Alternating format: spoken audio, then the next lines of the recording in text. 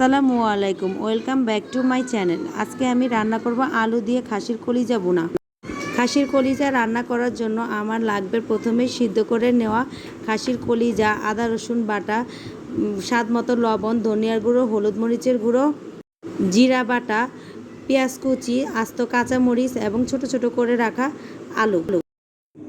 রান্না করার জন্য প্রথমে কড়াইতে পরিমাণ মতো তেল দিয়ে দিলাম এবং তেলটা গরম হওয়ার পরে এই যে 1 কাপের মতো পেঁয়াজ কুচি দিয়ে দিলাম। তারপর গোটা গরম মশলা দিয়ে দিলাম আর দিয়ে দিলাম স্বাদ মতো লবণ।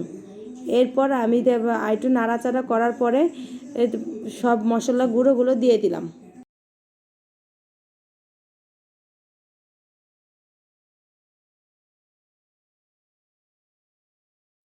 মশলাটা আবার ভালো করে কষানো হয়ে গেছে। এখন আমি এর মধ্যে ছোট করে রাখা আলু এবং কলিজাগুলো দিয়ে আবার ভালো করে নাড়াচাড়া করে নিব।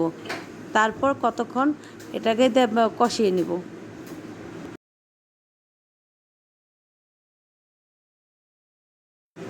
কলিজাটা ভালো করে কষানো হয়ে গেলে আমি এর মধ্যে আস্ত কাঁচামরিচ এবং পরিমাণ মতো পানি দিয়ে আবার নাড়াচাড়া করে ঢেকে দিব এবং হওয়া পর্যন্ত তরকারিটা অপেক্ষা করব।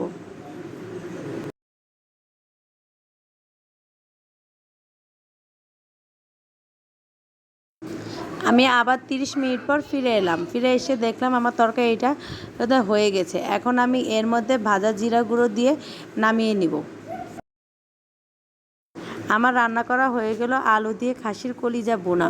আমার রেসিপিটা যদি আপনাদের ভালো লেগে থাকে তাহলে আমার চ্যানেলটি অবশ্যই লাইক, শেয়ার এবং কমেন্টস করে দিবেন।